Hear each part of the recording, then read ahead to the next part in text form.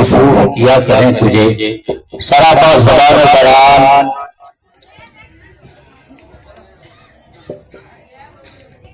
ادب کے دائرے میں رہ کر عرض پرداز ہے کہ یا رسول اللہ شمس الضحیٰ کہوں تجھے، بدر الدجا کہوں تجھے، نور الہدا کہوں تجھے، کہف الورا کہوں تجھے، مصباح الظلم کہوں تجھے، جمیل الشیم کہوں تجھے، منبع علم کہوں تجھے، معدن حکم کہوں تجھے، جمال یوسف کنعان کہوں تجھے، جلال ایوان سلیمان کہوں تجھے، قرۂ ناسع گلستان کہوں تجھے، قرۂ دیدہ ڈگلستان کہوں تجھے، وجہ وجود دو جہان کہوں تجھے، سیاح لابکان کہوں تجھے، محبوب رحمان کہوں تجھے، صاحب قرآن کہوں تجھے، ختم الرسول کہوں تجھے، مولائے تو کہوں تجھے، دانائے سرور کہوں تجھے، ہادی عالم کہوں تجھے، رحمت عالم کہوں تجھے، نور مجسم کہوں تجھے، فخر عالم و بنی عالم کہوں تجھے، طٰہٰ مجاسین کہوں تجھے، صاحب قرآن مبین کہوں تجھے، سراپا رحمت للعالمین کہوں تجھے، مصطفیٰ جان رحمت کہوں تجھے، شمع بزم ہدایت کہوں تجھے، نوشہ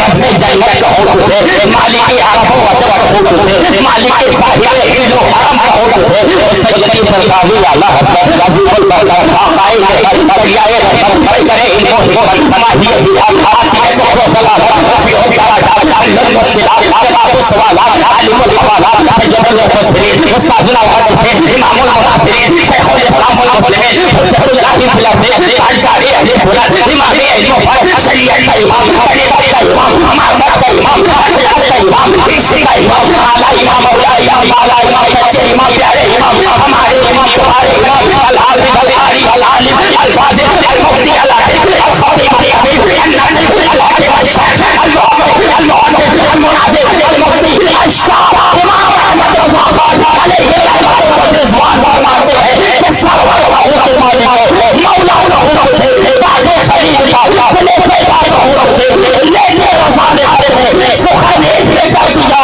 خالق نے فرما خلق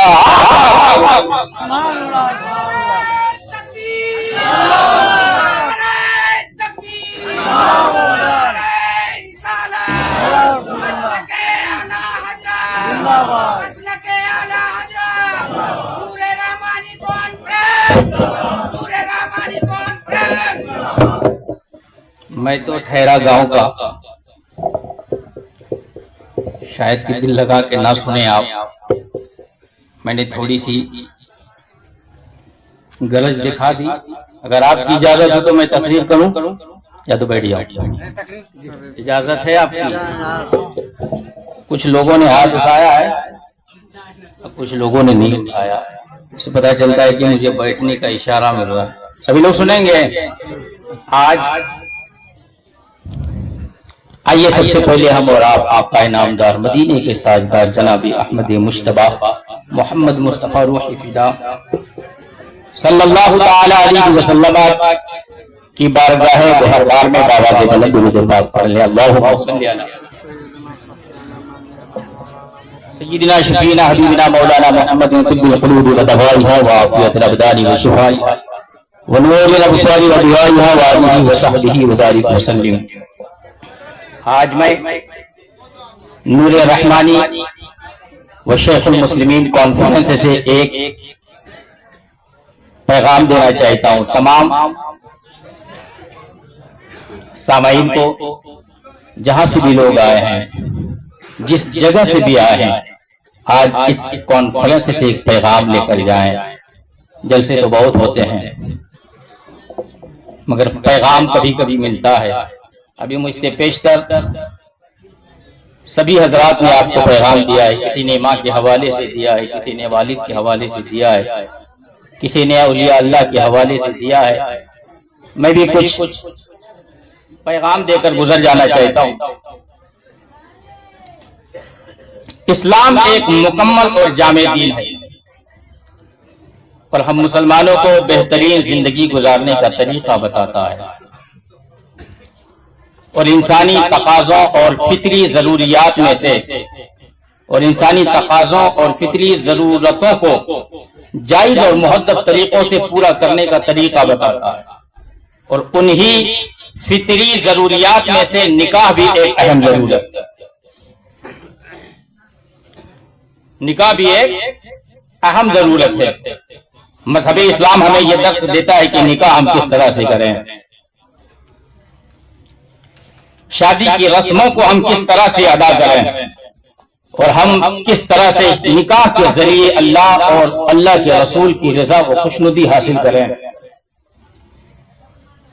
دنیا میں انگنت مذہب ہے اور تقریباً سبھی لوگ نکاح کی رسموں کو بجا لاتے ہیں، لیکن مذہب اسلام نے ہم مسلمانوں کو جو نکاح کا طریقہ دیا ہے، جو سلیقہ ہمیں بتایا ہے، آج تک کسی مذہب نے نہ ایسا بتایا ہے اور پھر قیامت تک ایسا بتا بھی نہیں۔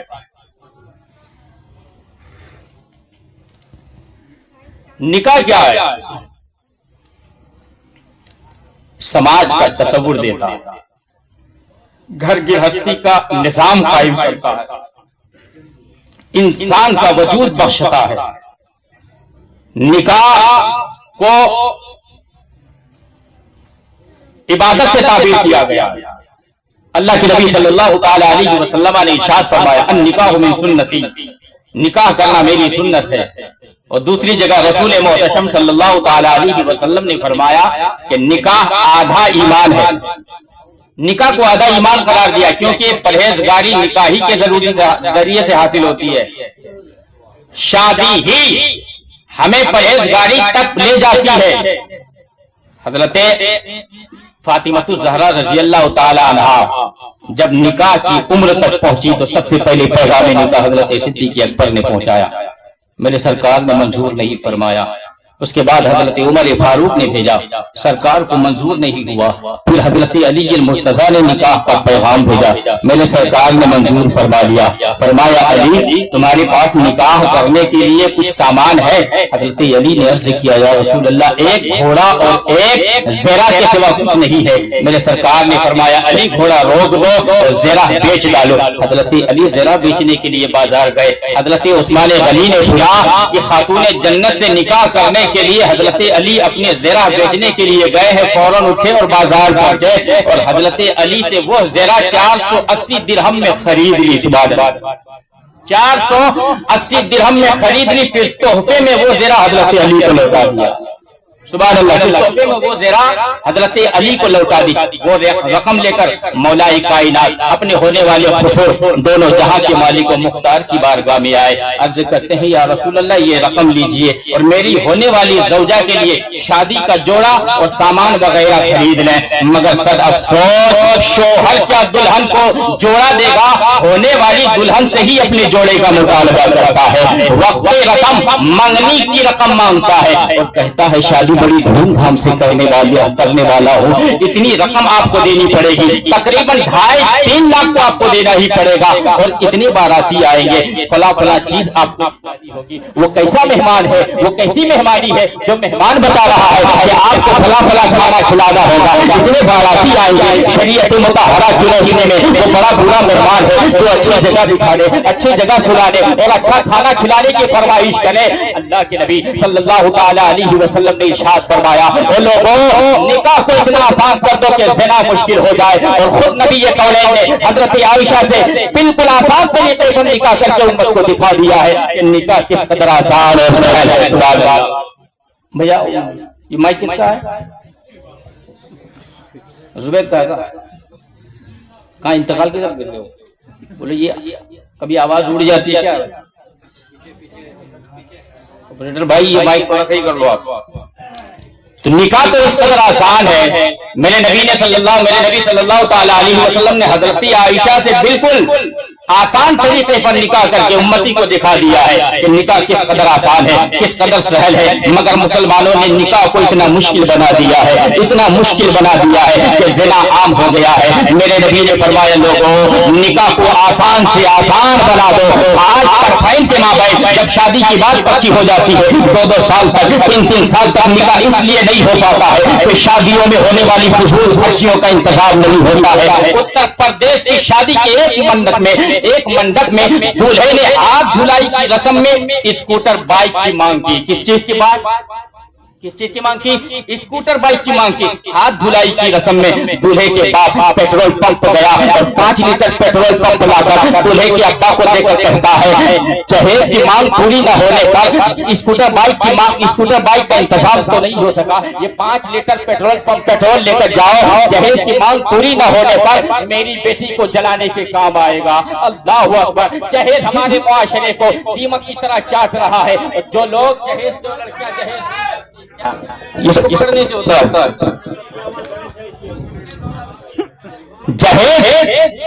जहेज न लाने की वजह से कुछ लड़कियों को ससुराल में ज़हनी और जिस्मानी तरीके से तौर से इतना ज्यादा टॉर्चर किया जाता है, इतना ज्यादा परेशान किया जाता है कि कुछ लड़कियां खुदकुशी करने पर आमादा हो जाती है। और जब कुछ लड़कियां और जो लड़की खुदकुशी नहीं करती है वो उनको तलाक देकर घर वापस भेज दिया जाता है, जो अपने मैके के रहमो करम पर जिंदगी गुजर करनी पड़ती है। और लोगों से फातिमा का निकाह इस अंदाज में हुआ, एक बिस्तर, एक तकिया और एक मिट्टी का घड़ा था, एक चक्की थी। हजरत फातिमा का निकाह इस अंदाज में हुआ। और लोगों जरा सुनो, वही खातूने जन्नत है। एक बार बुखार आ गया तो हजरत अली ने फरमाया फातिमा नमाज पढ़कर सो जाओ, आज काम न करना। लेकिन जब हजरत अली वापस आए तो क्या देखते, हजरत फातिमा चक्की चला रही है, हजरत फातिमा चक्की पीस रही है। हजरत अली ने फरमाया फातिमा क्या जरूरत थी चक्की चलाने की, बीमारी बढ़ जाएगी, बुखार ज्यादा बढ़ जाएगा। हजरत फातिमा ने जवाब दिया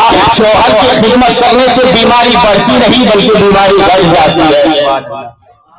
शौहर की खिदमत करने से बीमारी बढ़ती नहीं है, शरीयत बीमारी हट जाती है। वो थी खातूने जन्नत। अगर हजरत उमर फारूक चाहते तो अपने बेटे का निकाह बड़े से बड़े खानदान में कर सकते थे, मगर उन्होंने दूध में पानी न मिलाने वाली गरीब लड़की को अपनी बहू बनाया है। और लोगों निकाह को इतना आसान कर दो। मेरे नबी ने फरमाया मालो दौलत की लालच में शादी मत करना, मालो दौलत की लालच में शादी मत करना। और सुनो सुनो सुनो, कुछ लोगों ने तो जहेज के फकीरों ने, जहेज मांगने वाले फकीरों ने इतना डिमांड बढ़ा दिया है, ये अंदाज बना लिए हैं, जहेज मांगने का अंदाज नया नया बना लिया है, नया नया तरीका बना लिया है। कितनी गरीब लड़कियां कुंवारी अपने अपने घरों में बैठी हुई है, जिनके बाप के पास ताकत नहीं है जहेज देने के लिए, उन लोगों से जहेज मांगा जाता है। और लोगों सुनो, ये लोगों ने अंदाज बना लिया है हमारा बेटा डॉक्टर है, हमारा बेटा इंजीनियर है, हमारा बेटा वकील है, हमारा बेटा प्रोफेसर है, हमारा बेटा सरकारी नौकरी करता है, हमारा बेटा बहुत ज्यादा खूबसूरत है। मैं उन लोगों को बताना चाहता हूँ कि अगर तुम्हारा बेटा मालिया में खूबसूरत है तो हजरत यूसुफ की खूबसूरती का चर्चा तो तुमने सुना होगा। अगर तुम्हारा बेटा इंजीनियर है तो हजरत अली दामाद पैगंबर है, अगर तुम्हारा बेटा वकील है तो हजरत फातिमा के बेटे जन्नती नौजवानों के सरदार है, अगर तुम्हारा बेटा डॉक्टर है तो हजरत उम्मुल खैर फातिमा का बेटा गौसे आजम है, अगर तुम्हारा बेटा मालिया में सबसे ज्यादा खूबसूरत है तो हजरत यूसुफ दुनिया में सबसे ज्यादा खूबसूरत है, अगर तुम्हारा बेटा सरकारी नौकरी करता है तो हजरत उम्मुल बरा का बेटा ख्वाजा गरीब नवाज हिंदुस्तान का शहंशाह है। तुम मुझे कोई किताब दिखा दो जिसमें ये लिखा हो हजरत अली ने जहेज मांगा हो, गौसे आजम ने जहेज मांगा हो, ख्वाजा गरीब नवाज ने जहेज मांगा हो, आला हज़रत ने जहेज मांगा हो, हुज्जतुल इस्लाम ने जहेज मांगा हो, मुफ्ती आजम ने जहेज मांगा हो, सदरुल शरिया ने जहेज मांगा हो, सदरुल फाजिल ने जहेज मांगा हो, ताजुल शरिया ने जहेज मांगा हो, मलिकुल उलमा ने जहेज मांगा हो, शेखुल मुस्लिमीन ने जहेज मांगा हो, मखदूम आलम ने जहेज मांगा हो, मखदूम बिहारी ने जहेज मांगा हो। हमारा जहेज कल भी ना जायज था, जहेज आज भी ना जायज है, जहेज क़यामत तक ना जायज है। सुभान अल्लाह, सुभान अल्लाह। कितने लोग जानते हैं कि जहेज नाजायज है? सबको पता है? पता है सबको? अच्छा एक बात बताइए, कितने लोग हैं इस मजमा में जो शादी करेंगे तो जहेज नहीं लेंगे? है कोई इस मजमा में? माशाअल्लाह। इस भाई के लिए जरा नारा लगाओ तो। कोई है? इस भाई आप शादीशुदा है का?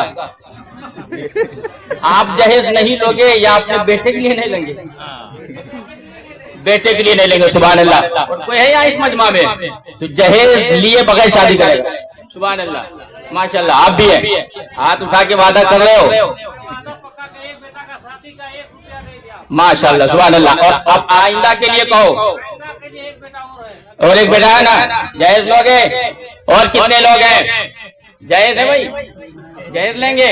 آج تو لوگوں نے فیصلہ کر لیا ہے جہیز ملے گا تبھی شادی ہوگی، ڈی جے بجے گا تبھی شادی ہوگی، اس کے بغیر کچھ ہو ہی نہیں سکتا ہے۔